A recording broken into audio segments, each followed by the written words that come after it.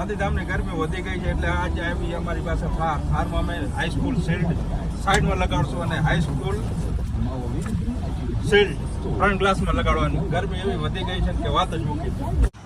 અમને direct cutting આવડતું નથી, અમે માર્કિંગ કરીએ.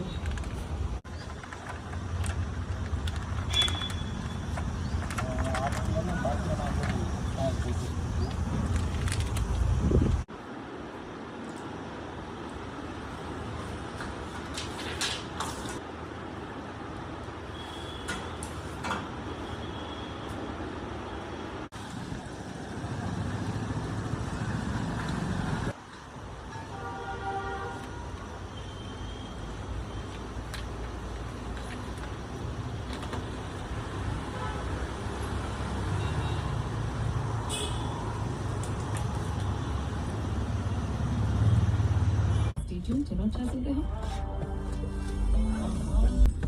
किसने नई साड़ी खरीदी, किसके घर झगड़ा हुआ, किसको व्यापार में घाटा हुआ, रामदीन को सब पता होता.